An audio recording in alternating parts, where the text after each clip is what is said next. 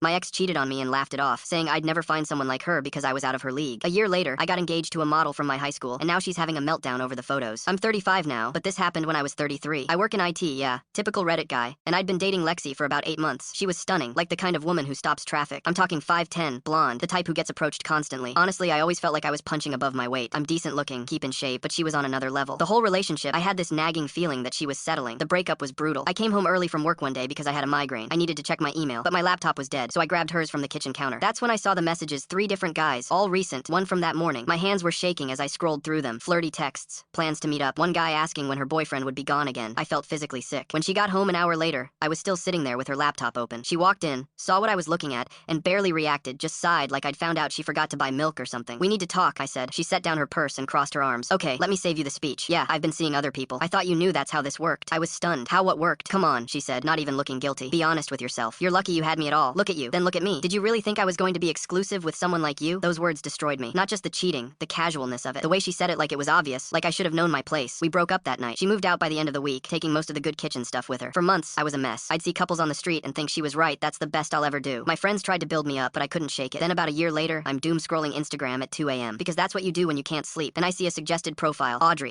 I hadn't thought about her in 15 years. We went to high school together. She was in my physics class junior year, cute, funny, always drawing in the margins of her notebook. I remember she used to bring me coffee before our 8 a.m. class because I was always half asleep. Looking back, the signs were obvious that she liked me, but I was a clueless one, 7-year-old, who thought girls like her didn't date guys like me. Her profile said she just moved back to town on impulse. I sent her a DM. Holy crap, Audrey, it's me. Are you really back in the city? She responded within minutes. We messaged for hours. Turns out she'd been living in New York, doing commercial modeling campaigns for skincare brands, some fashion work, nothing huge, but steady. She'd moved home to be closer to her parents. We met for coffee 3 days later. The second I saw her walk into that cafe, something clicked. She'd always been pretty, but now she was, I don't know, confident, radiant, and she was looking at me like I was the most interesting person in the room. That coffee turned into dinner. Dinner turned into a weekend hike with my dog. Within 2 months, we were inseparable. 6 months in, I proposed at Lincoln Park, the same place where she'd apparently worked up the courage to tell me she liked me back in sophomore year. I never knew. She told me after I put the ring on her finger, both of us crying and laughing. Audrey's Instagram had blown up over the years, not influencer level, but 500K followers. Lots of professional photos from her modeling work. I posted our engagement photos, simple ones from the park, nothing fancy. She looked gorgeous in this cream-colored sundress, and I was just grinning like an idiot. 20 minutes later, someone's banging on my apartment door. I open it, and there's Lexi. Mascara running down her face, hair a mess, eyes wild. We need to talk, she says, pushing past me into my living room. Lexi, what are you? I saw your post. I saw her. She spins around. Audrey, the model? You're marrying her? I just stared at her. I made a mistake, she says, and now she's crying harder. I was wrong, okay? We were supposed to end up together. I was young and stupid. We can fix this. For a year, I'd carried her words around like a weight that I was lucky to have her, that I should have known my place. I looked at her standing in my apartment, falling apart, and I felt nothing. No anger, no satisfaction, just tired. Lexi, I said quietly, be honest with yourself. You're lucky you had me at all. Then I opened the door and waited. She left without another word.